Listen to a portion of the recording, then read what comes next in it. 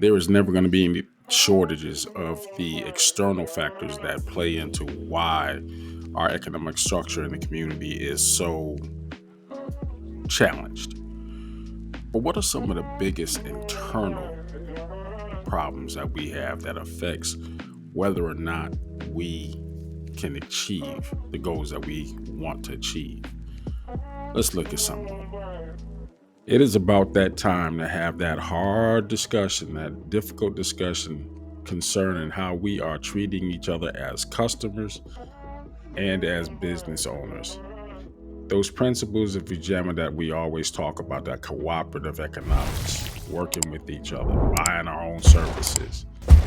One only has to look at the recent activities in Atlanta with the Keith Lee visit. This was a watershed moment because it has become water cooler talk. We are talking about this visit as if we've never heard of bad service in our communities, especially in our Black owned franchises and restaurants. How many times have you gone to a McDonald's, for instance, and the shake machine is just not working? How many times can that be said? Whether it's the restaurants that were visited by Mr. Lee, we know that there is a substantial difference and a gap in the service that we receive versus the service that we want. Now, that is not to say that customers are not way out of pocket with some of their demands and some of their antics.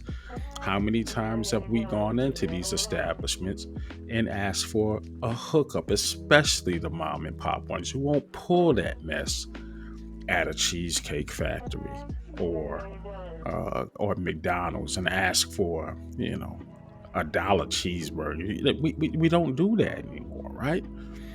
But somehow it's become okay to put down these businesses for setting their prices at a certain point, whereas you're asking the audacity ask for a hookup, so to speak.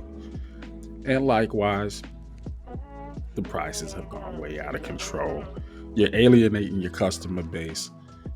The customers can't afford it, or even worse, they're trying to afford it. That's overpaying for everything. It is quite the pickle on both sides of this argument. There shouldn't be this kind of disharmony within our businesses, but there is, and there are many factors as to why it is. While I was reflecting on what this man had actually said about his experiences at a few of these restaurants, because not all of these restaurants got the business. Most of the restaurants that he went to, I visited myself.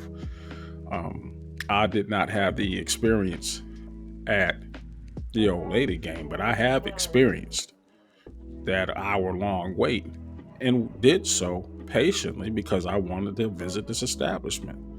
I was solo, and eventually I was actually seated within 15 minutes, even after being told it was going to be an hour long wait. That said, the service itself is what you would expect of a popular nightclub. We've got this nightclub mentality when it comes to eating out at certain establishments. It's become an event. It's no longer uh, it's no longer come in, sit down, have a dinner, or order your food at the counter and bounce. Nah, there are maitre d's at the doors. There was a restaurant I went to in Fayetteville, breakfast spot. Food was fantastic. Um, but I noticed it when I walked up. There was one of those podiums outside of the door. It's like, you're checking in to get a club seat. It's a very interesting phenomenon he touched on. Um, but the problem extends past restaurants, doesn't it? I myself, when I go in to do business with a particular new customer, whether I can fix that computer or not within the first 5 minutes or within the first 5 days, my rates are my rates. I'm not negotiating that. And that was something I had a big, hard time dealing with initially, trying to set the rate at a price point that didn't devalue the service. I've heard it seen in practice and indeed where if you actually give someone a greater discount than what they're expecting to pay at like a chain store, people will begin to devalue your service because they think, well, it's too good to be true, and they won't knock on your door. Then again, if you put the price too high, kind of the same bag.